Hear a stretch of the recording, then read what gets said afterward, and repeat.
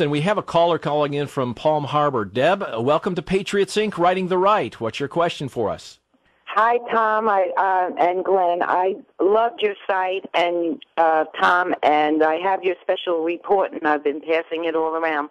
My question and comment is, it is actually, you asked, how come we never heard of it before, Agenda 21? But in studying it further, our monies, like you said, goes out, our taxpayer money is going out to different places, and I have noticed that the climate and global change has been accepted by consensus. A lot of the funding right here in Florida goes to Florida University, and that grant money goes there. And on that website, they themselves say that global warming and climate change do exist by consensus. However, consensus is not scientific fact. So how will we ever be able to get rid of this climate change? I'm glad you asked that, because, as you said, Glenn, and Michael Medved, rejects this as it even could possibly happen. We ran up against Michael Medved on the issue of the Security and Prosperity Partnership and the North American Union issue. He wrote article after article saying this is just a bunch of idiots with foil hats on their heads, doesn't exist. We had the documents in our hands. We knew that. Same with this. And as you say, in the universities, in corporations, in every level of government, whether it's federal, state, or local, there are sustainable development offices, and these things are moving. And so, to say that it doesn't exist is someone who has absolutely no clue what's going on around them. How do we get rid of this? Here's some interesting things that are happening, and I'm so excited. I've been doing this for 15 years or more, trying to tell people, warn people about this, watching people's eyes glaze over, their ears fall shut, and paying no attention. All of a sudden, that has changed. And let me just give you one example. Carroll County, Maryland. I spent last week with one of the supervisors from the county commissioners from Carroll County, Maryland.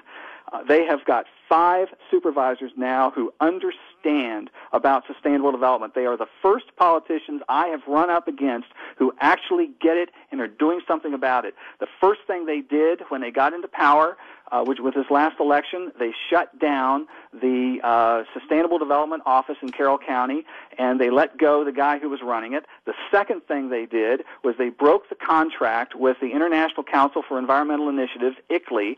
We can talk about what that is in a minute. Yes. But they threw them out, and now they're standing up to the EPA on what they're trying to do with water controls and so forth. This is beginning. I'm getting calls across the country from elected officials, from Tea Party people, from people in local communities. I've got them from Alaska to Maryland to Michigan to Florida to Montana, all over the country. I'm now getting calls from people. They're waking up, and that is how we're going to defeat it, because we're going to build the troops we need to get into city councils, show them how to fight back, and get this thing turned around. Well, thank you, Debbie, for the call.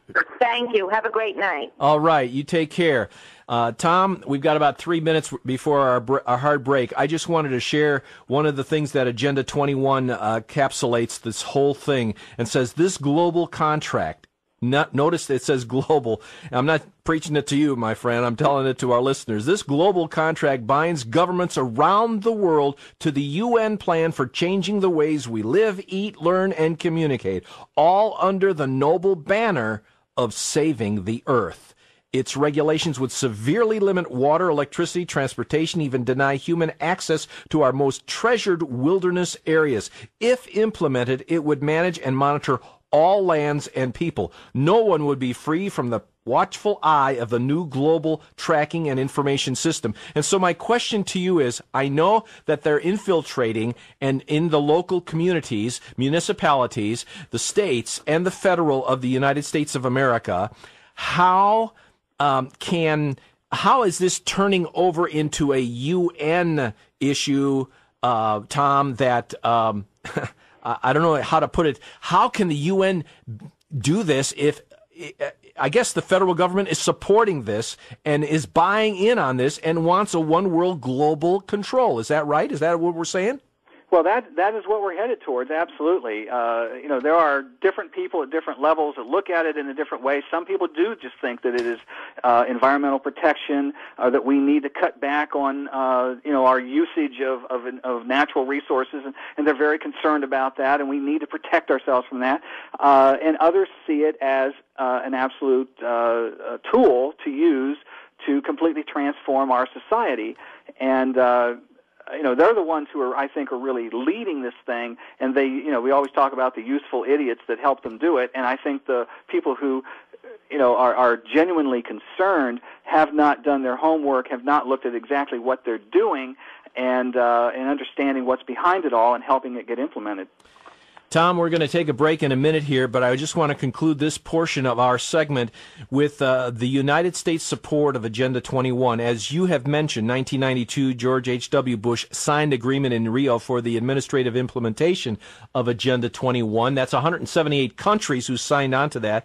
Then in 1993, President Clinton, by executive order, creates the President's Council for, quote, sustainable development. We're going to talk more about that as well in the next segment. And then in 1997, counties and mayors create the, quote, Joint Center for Sustainable Communities. Wake up, my friends. And then in 2001, National Governors Association endorses smart growth. And we'll talk about these issues with Tom Deweese from the American Policy Center right after this.